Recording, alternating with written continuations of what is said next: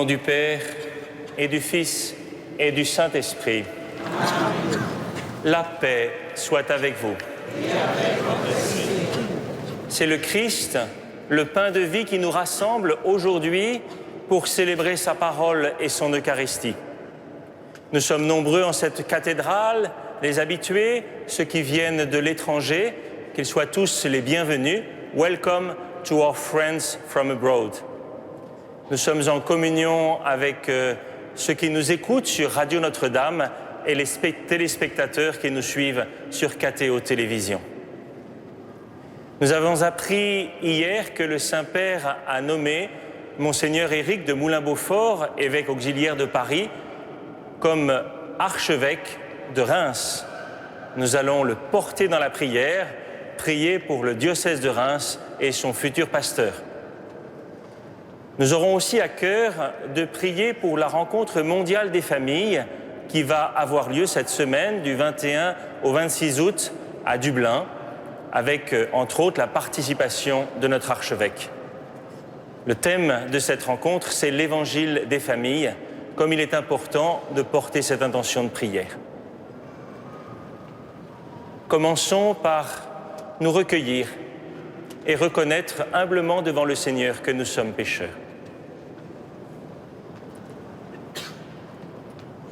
Je confesse à Dieu Tout-Puissant.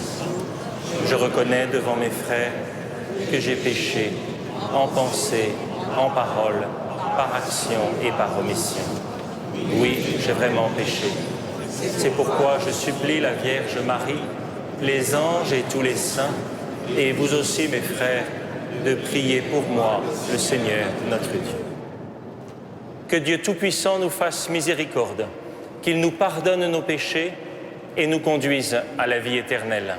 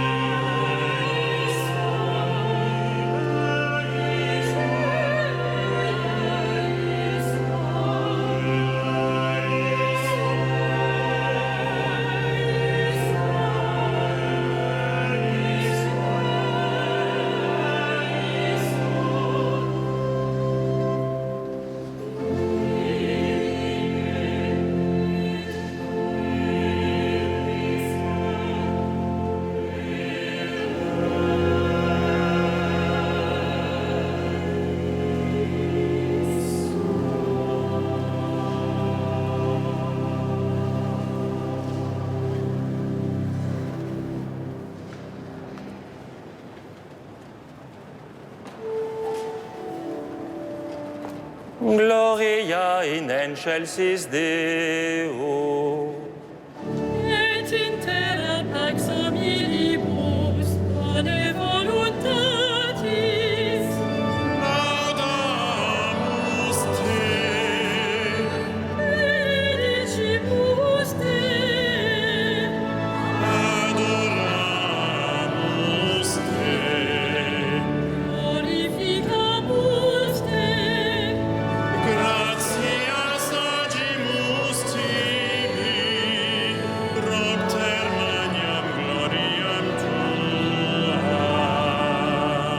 Domine Deus Rex celestis, Deus Pater omnipotens, Domine Filii unigenite, Iesu Christe.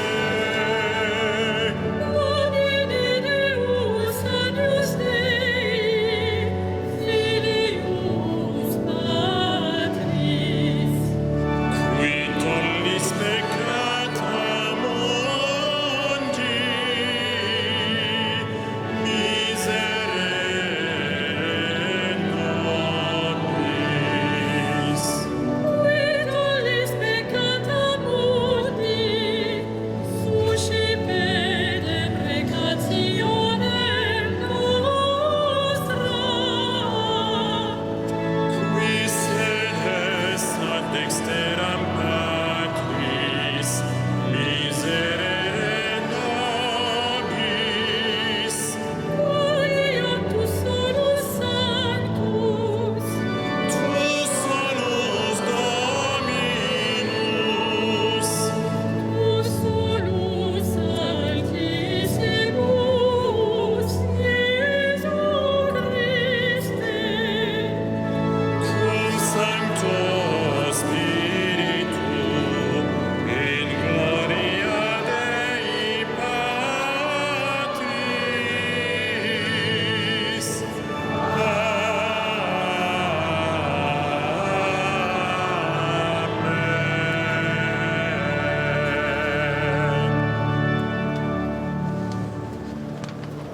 Prions le Seigneur. Pour ceux qui t'aiment, Seigneur, tu as préparé des biens que l'œil ne peut voir. Répands en nos cœurs la ferveur de ta charité, afin que, t'aimant en toutes choses et par-dessus tout, nous obtenions de toi l'héritage promis qui surpasse tout désir. Par Jésus-Christ, ton Fils, notre Seigneur et notre Dieu qui règne avec toi et le Saint-Esprit maintenant et pour les siècles des siècles.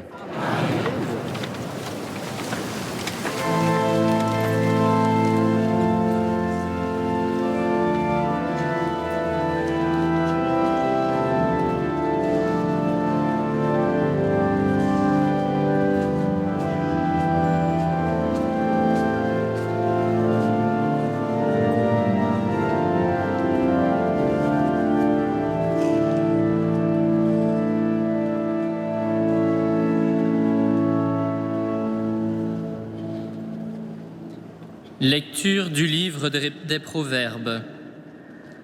La sagesse a bâti sa maison, elle a taillé 7 colonnes. Elle a tué ses bêtes et préparé son vin, puis a dressé la table. Elle a envoyé ses servantes, elle appelle sur les hauteurs de la cité. Vous, étourdis, passez par ici. À qui manque de bon sens, elle dit « Venez, mangez de mon pain, buvez le vin que j'ai préparé. Quittez l'étourderie et vous vivrez. Prenez le chemin de l'intelligence. » Parole du Seigneur.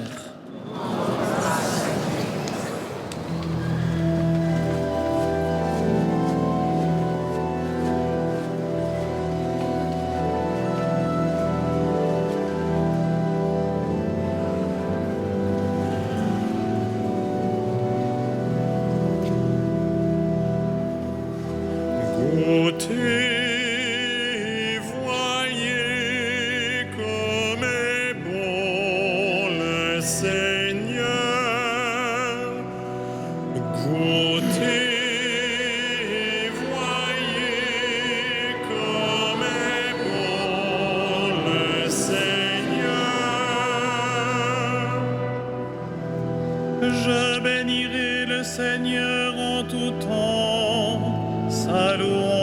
sans cesse à mes lèvres. Je me glorifierai dans le Seigneur, que les pauvres m'entendent et soient en fête. Goûtez et voyez comme est bon le Seigneur. Saint du Seigneur, adorez-le, rien ne manque à ceux qui le craignent. Des riches ont tout perdu, ils ont faim. Qui cherche le Seigneur ne manquera d'aucun bien. Goûtez et voyez comme est bon le Seigneur. Venez mes fils, écoutez-moi, que je vous enseigne la crainte du Seigneur. Qui donc aime la vie et désire les jours où il verra le bonheur. Goûtez et voyez comme est bon le Seigneur. Garde ta langue du mal et tes lèvres des paroles perfides. Évite le mal, fais ce qui est bien, poursuis la paix, recherche-la. Goûtez et voyez comme est bon le Seigneur.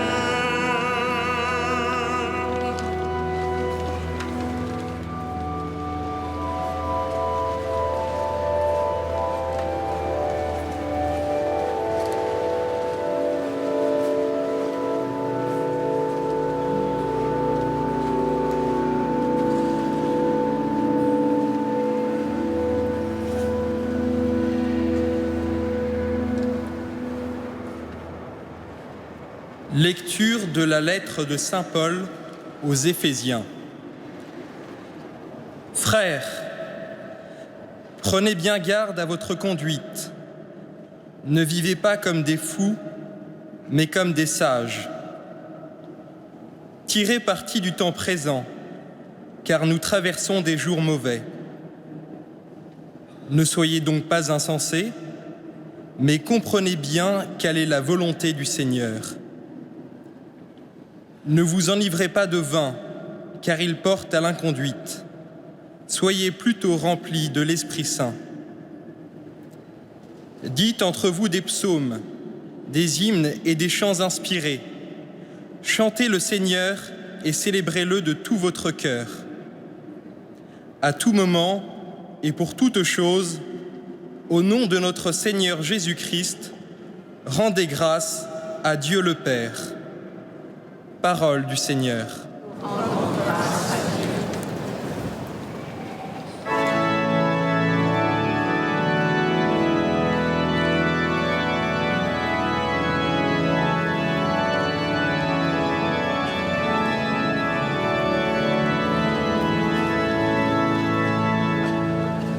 Alléluia, Alléluia, Alléluia, Alléluia,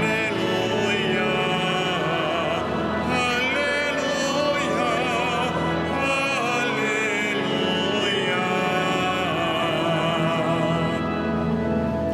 Qui mange ma chair et boit mon sang demeure en moi et moi en lui, dit le Seigneur. Alléluia, Alléluia, Alléluia.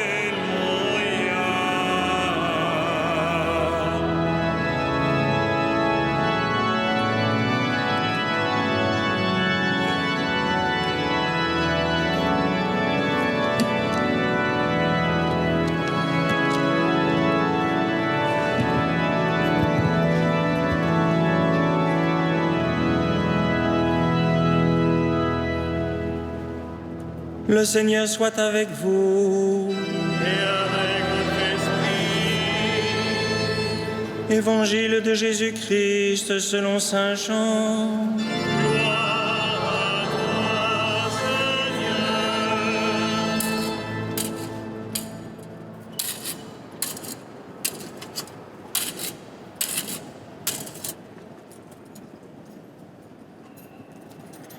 En ce temps-là, Jésus disait à la foule, « Moi, je suis le pain vivant qui est descendu du ciel.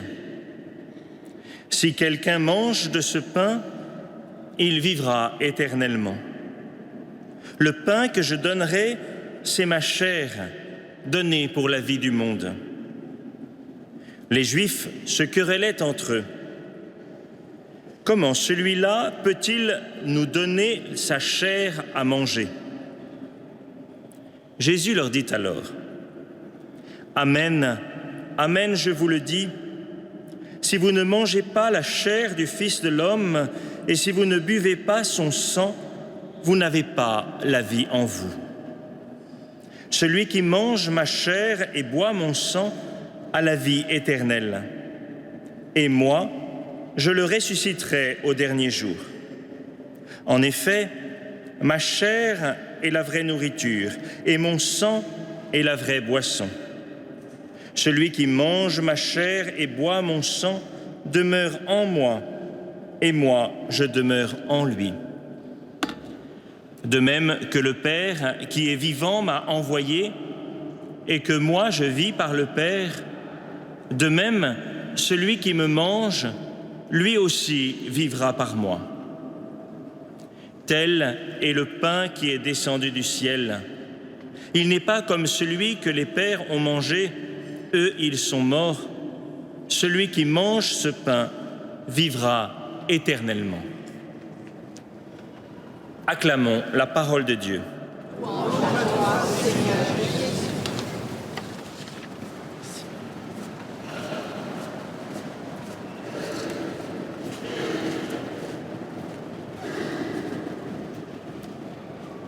Frères et sœurs, pour le 3e dimanche consécutif, nous venons d'entendre ce très important discours de Jésus sur le pain de vie qui remplit le chapitre 6 de l'Évangile selon saint Jean.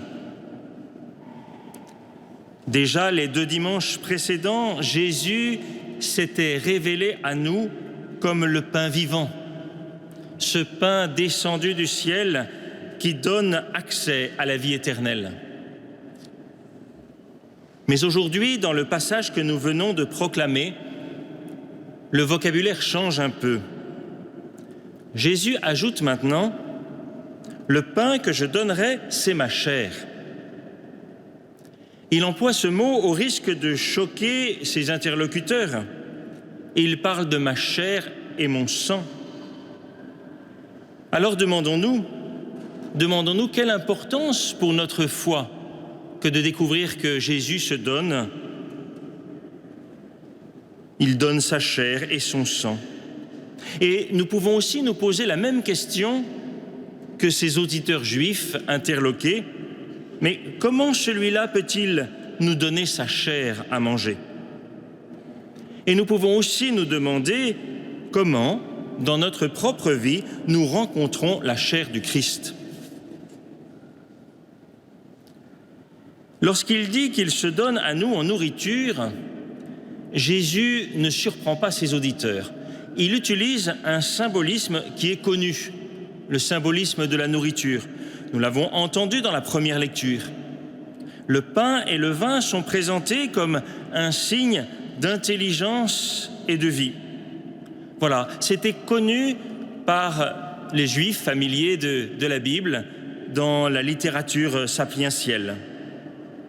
La sagesse de Dieu, nous l'avons entendu, invite les hommes à son festin.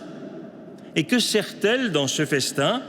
Eh bien, ses dons d'intelligence, de compréhension de la volonté de Dieu, de capacité à suivre ses vues, bref, d'entrer dans le chemin que le Seigneur nous propose. Donc prendre part à ce festin de la sagesse, c'est prendre le chemin de l'intelligence spirituelle et de la vie droite. Et donc, c'est bien la nourriture que Jésus nous propose. Donc on pouvait déjà comprendre avec raison que Jésus est le pain de vie. Cela pouvait être admis parce que, en effet, ses paroles sont nourrissantes. Son enseignement, il est rempli de sagesse et donc il nous donne accès à l'intelligence des choses de Dieu. Il nous fortifie intérieurement et nous rend capables de suivre ses voies. Mais voilà que Jésus ne se contente pas de ce vocabulaire admis de la nourriture, du pain de vie.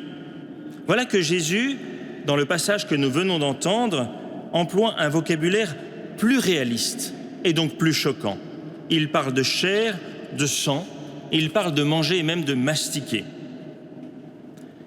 Ce réalisme-là, eh bien, il va en payer le prix puisque ces expressions vont choquer non seulement les responsables juifs qui s'insurgent, mais par la suite, beaucoup de ses disciples vont le quitter. Alors nous pouvons nous dire que Jésus ne cherche pas à provoquer gratuitement et que donc, il tient à nous faire comprendre quelque chose qui est essentiel, une réalité nouvelle qu'il nous offre, sa chair. Pour cela, il nous faut comprendre à frais nouveau ce mot qui est souvent complexe et mal perçu. D'abord, la chair dans la Bible, contrairement à une idée reçue, n'est pas mauvaise. La chair ne désigne pas d'abord le péché. La chair, qu'est-ce que c'est ? Eh bien, c'est la condition de l'homme devant Dieu, sa condition de créature. Pensons à cette exclamation de Adam lorsqu'il découvre Ève qui vient d'être tirée de son côté. Il s'émerveille et dit « Voici la chair de ma chair ». Donc Adam découvre Ève dans la pureté, dans la sainteté originelle. Il n'y a pas de péché, il y a une reconnaissance de celle qui est une créature humaine qui lui est accordée et qui porte en elle sa beauté. La chair, cela désigne la totalité de la condition humaine et terrestre, à la fois dans sa beauté de créature de Dieu, mais aussi dans sa finitude et dans sa condition mortelle. Lorsque nous disons que le Verbe s'est fait chair, comme cela nous est révélé au début de l'évangile de Jean, eh bien nous disons que le Verbe a endossé l'entièreté de la condition de l'homme. Tout ce qui fait notre nature humaine, à l'exception du péché, notre fragilité, notre vulnérabilité, notre soumission à la mort. Voilà que Jésus a endossé tout cela et il a fait de sa chair une offrande d'amour, une offrande sans limite jusqu'au bout, une offrande qui n'a pas refusé les conditions de notre vie humaine, à savoir la souffrance, mais la souffrance portée jusqu'au bout et la mort injuste sur la croix. Alors nous commençons à mieux comprendre. Jésus nous dit que sa chair est offerte pour la vie du monde et nous pouvons comprendre pourquoi Jésus tient à nous faire saisir qu'il nous nourrit de cette chair. C'est-à-dire qu'il ne se donne pas simplement à nous comme un pain de sagesse, c'est-à-dire comme une nourriture qui vient remplir notre intelligence, notre compréhension, mais il vient aussi donner sa chair à manger, c'est-à-dire l'entièreté de sa vie et de sa mission. Voyez, cet évangile que nous venons d'entendre, il est un enseignement de Jésus sur l'Eucharistie. Lorsque nous nous approchons de la communion, nous ne nous contentons pas de recevoir en quelque sorte un symbole qui n'aurait pas de consistance ni de réalité, un simple signe extérieur. Nous recevons le Christ lui-même. Et nous recevons le Christ dans la totalité de sa personne et de sa vie. Nous recevons le Christ dans son incarnation, dans sa naissance, dans l'obéissance qu'il a voulu vivre, dans la miséricorde qu'il a exercée, dans la sagesse qu'il a manifestée. Mais nous recevons aussi le Christ qui s'est offert dans sa passion, qui est mort sur la croix et qui est ressuscité. Tout cela, c'est présent dans l'Eucharistie, dans le corps et le sang du Christ présent à l'autel. Alors demandons-nous ce que nous faisons en allant communier. Est-ce que nous allons simplement recevoir un signe extérieur ou est-ce que nous acceptons de manger la chair du Christ, c'est-à-dire la vie qu'il nous donne afin que nous lui ressemblions? Acceptons-nous de recevoir le Christ qui s'est livré et offert en sacrifice d'amour? Acceptons-nous à sa suite, à notre tour, d'offrir ce que nous pouvons par amour?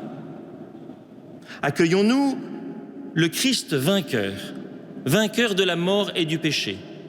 Accueillons-nous sa victoire dans nos vies, celui qui vient en nous remporter son combat contre le mal?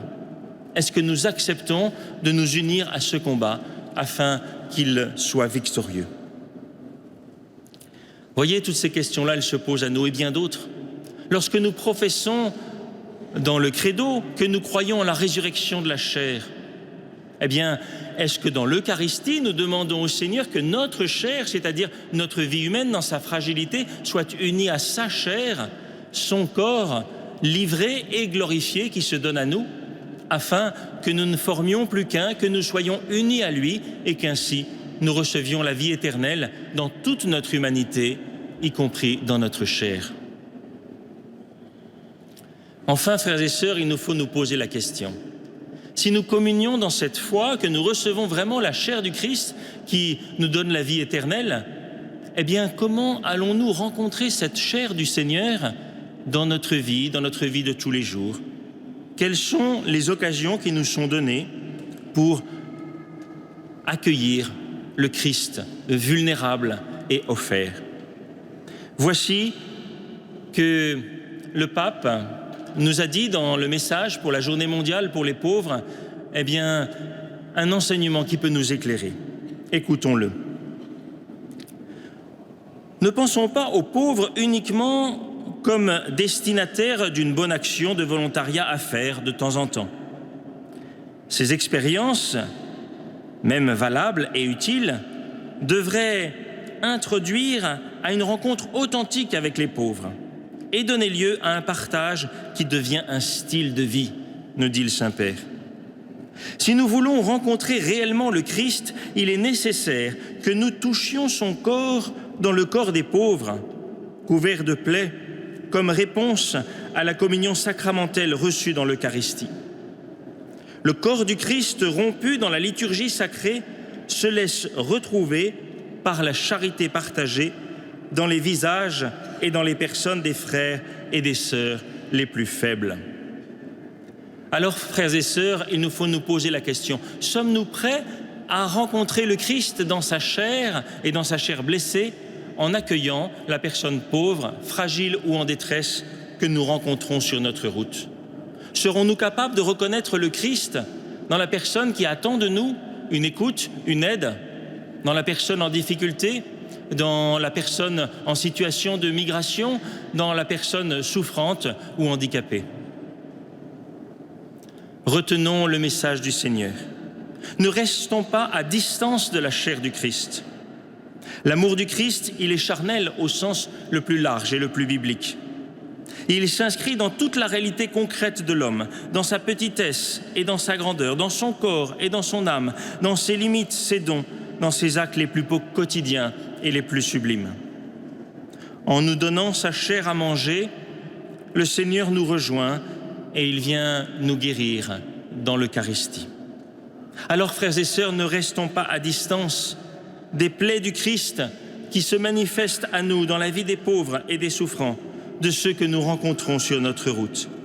En allant vers eux, c'est bien la chair du Christ que nous retrouvons et que nous accueillons. Amen.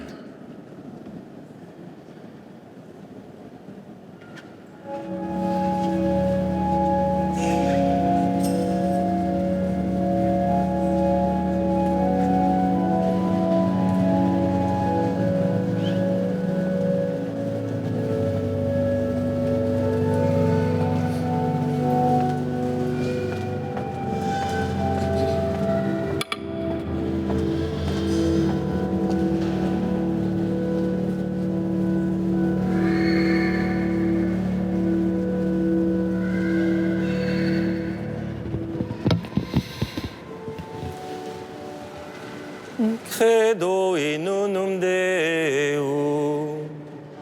Patrem omnipotentem, factorem celi et terrae, visibilium omnium, et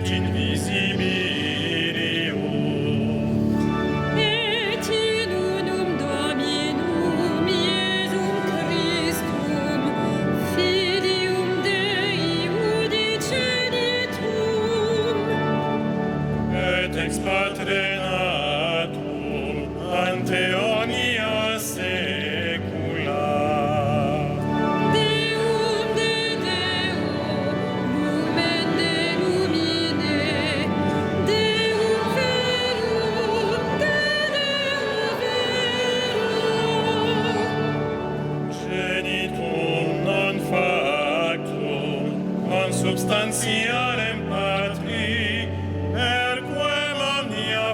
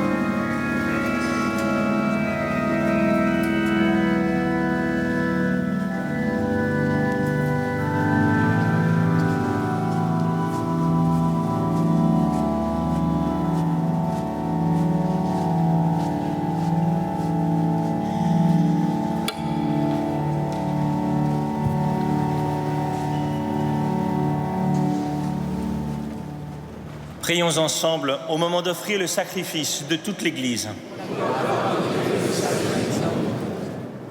Accepte, Seigneur notre Dieu, ce que nous présentons pour cette Eucharistie, où s'accomplit un admirable échange. En offrant ce que tu nous as donné, puissions-nous te recevoir toi-même, par Jésus le Christ, notre Seigneur. Le Seigneur soit avec vous. Élevons notre cœur. Rendons grâce au Seigneur notre Dieu.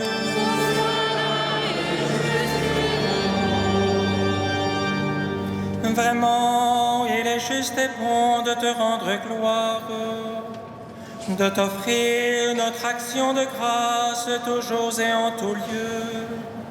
À toi, Père très saint, Dieu éternel et tout-puissant.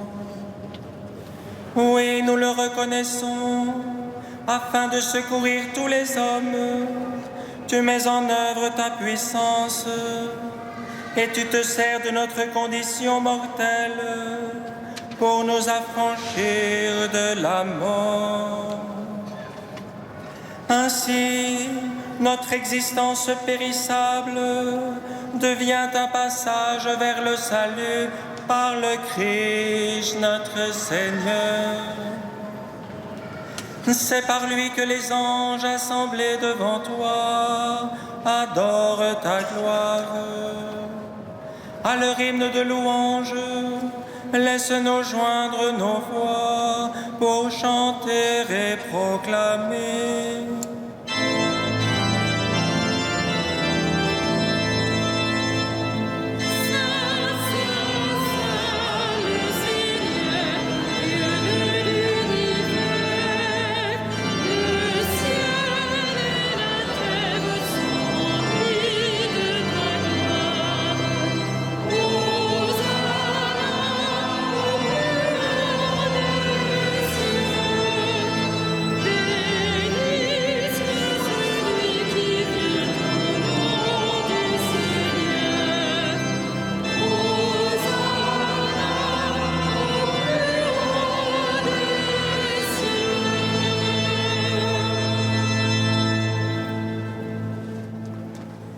Tu es vraiment saint Dieu de l'univers, et toute la création proclame ta louange. Car c'est toi qui donnes la vie, c'est toi qui sanctifies toutes choses par ton Fils, Jésus-Christ notre Seigneur, avec la puissance de l'Esprit Saint. Et tu ne cesses de rassembler ton peuple, afin qu'il te présente partout dans le monde une offrande pure.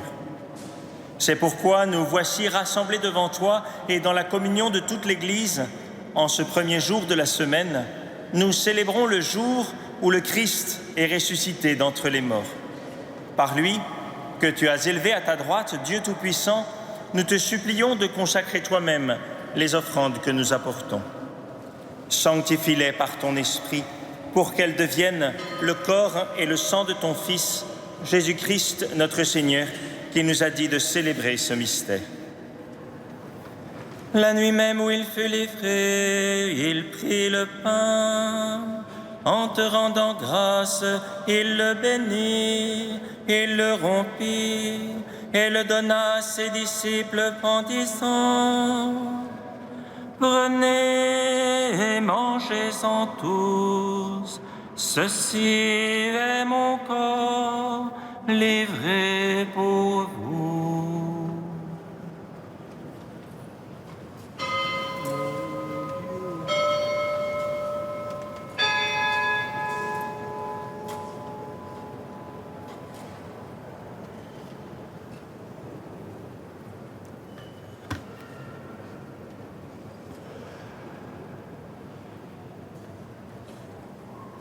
De même, à la fin du repas, il prit la coupe. En te rendant grâce, il la bénit et la donna à ses disciples en disant: Prenez et buvez-en tous, car ceci est la coupe de mon sang, le sang de l'alliance nouvelle et éternelle, qui sera versé pour vous et pour la multitude en rémission des péchés. Vous ferez cela en mémoire de moi.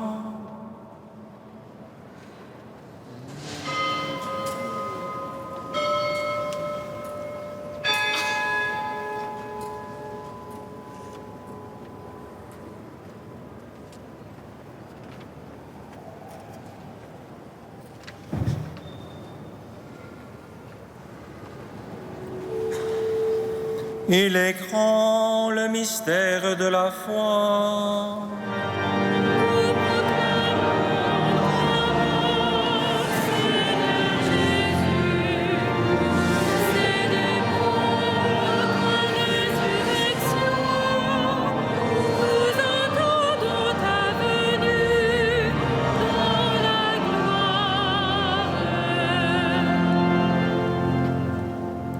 En faisant mémoire de ton Fils, de sa passion qui nous sauve, de sa glorieuse résurrection et de son ascension dans le ciel, alors que nous attendons son dernier avènement, nous présentons cette offrande vivante et sainte pour te rendre grâce. Regarde, Seigneur, le sacrifice de ton Église et daigne y reconnaître celui de ton Fils qui nous a rétablis dans ton alliance. Quand nous serons nourris de son corps et de son sang et remplis de l'Esprit Saint, accorde-nous d'être un seul corps et un seul esprit dans le Christ. Que l'Esprit Saint fasse de nous une éternelle offrande à ta gloire, pour que nous obtenions un jour les biens du monde à venir, auprès de la Vierge Marie, la bienheureuse Mère de Dieu, de Saint Joseph, son époux, avec les apôtres, les martyrs, Saint Jean-Eudes, Saint Denis, et tous les saints qui ne cessent d'intercéder pour nous.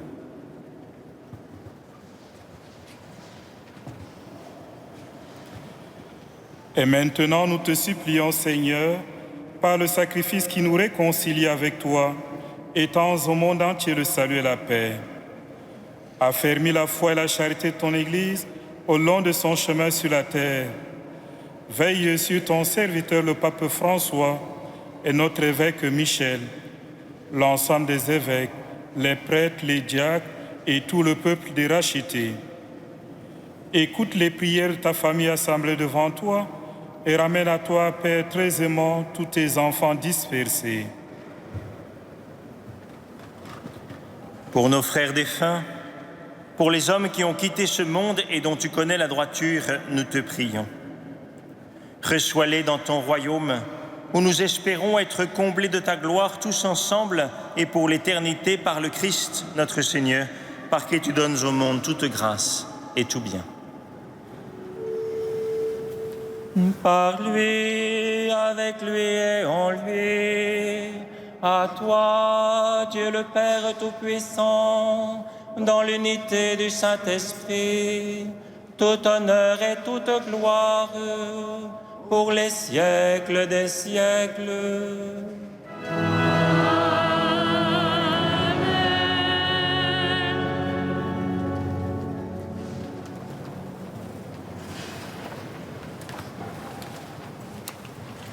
Unis dans une même foi, nous pouvons dire avec confiance la prière que le Seigneur nous a enseignée.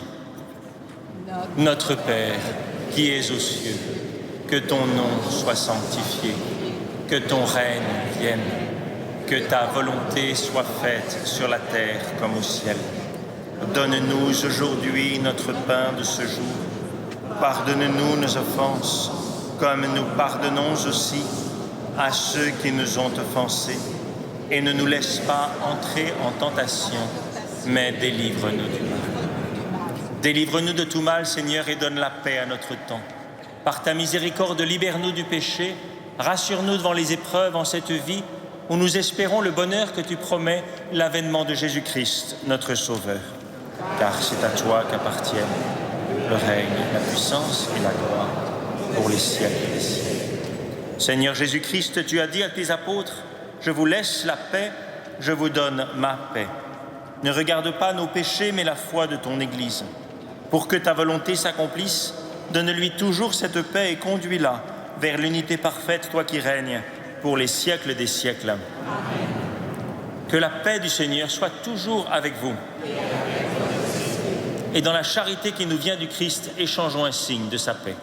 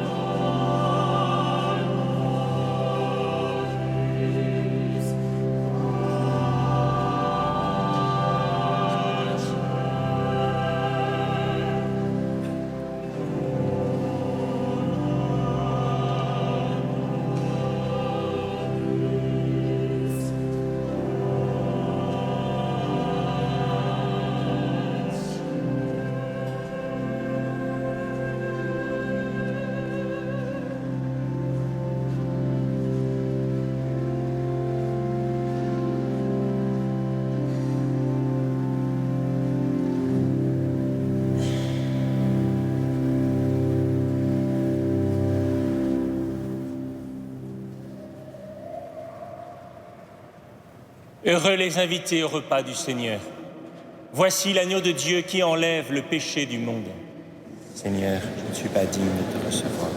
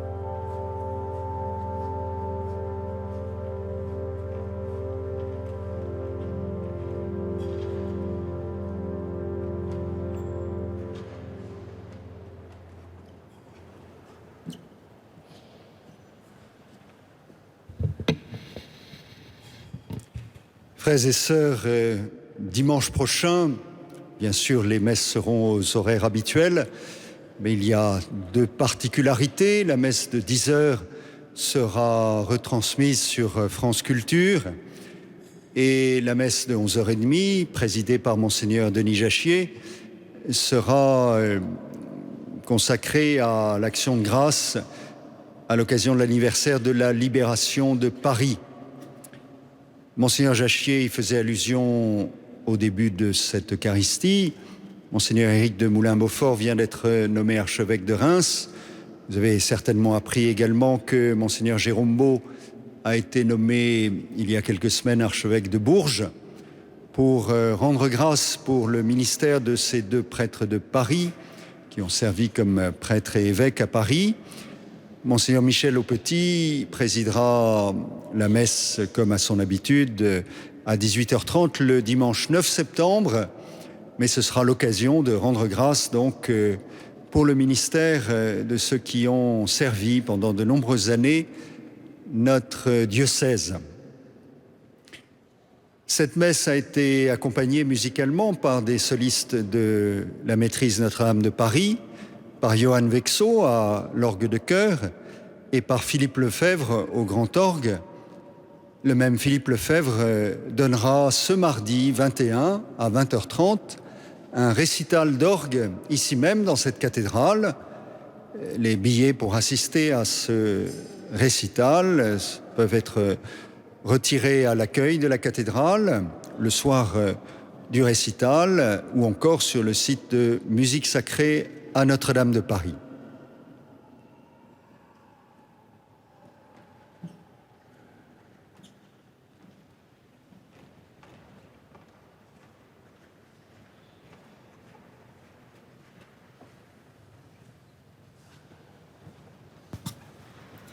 Frères et sœurs, pour que nous puissions vivre dans le Christ que nous avons reçu, unissons nos prières.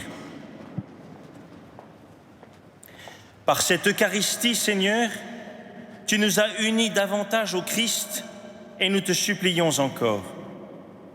Accorde-nous de lui ressembler sur la terre et de partager sa gloire dans le ciel, lui qui règne pour les siècles des siècles. Amen.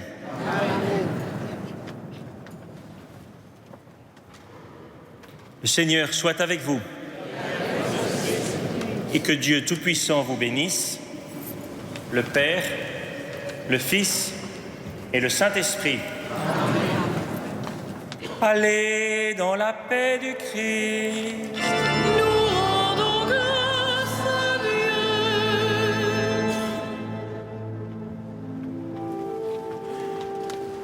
Dieu. Salve Regina.